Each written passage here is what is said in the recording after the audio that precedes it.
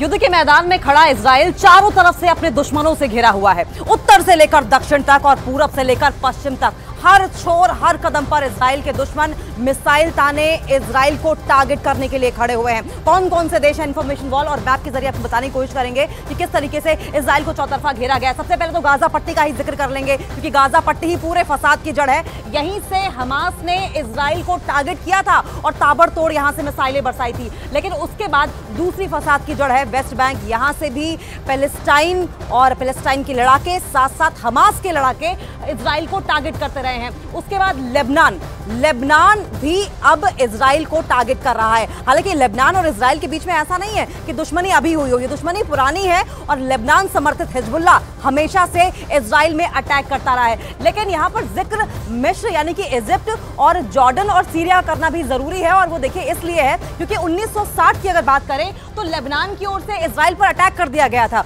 और इजराइल ने अपने अस्तित्व को बचाने के लिए 1967 में एक लड़ाई लड़ी, और ये लड़ाई लड़ी गई थी जॉर्डन, मिस्र और लेबनान से। इजराइल कुछ हद तक जॉर्डन, मिस्र और लेबनान के कुछ हिस्सों पर कब्जा करने में कामयाब रहा था, अपने अस्तित्व को बचाने में कामयाब रहा था, और तब से ही ये जो तमाम देश हैं वो इजराइल के ऊपर निशाना साधने की कोशिश करते हैं। कोशिश ये रहती है कि इजराइल ने जो उनकी जमीन कब्जाई है उसे वापस ले लिया जाए।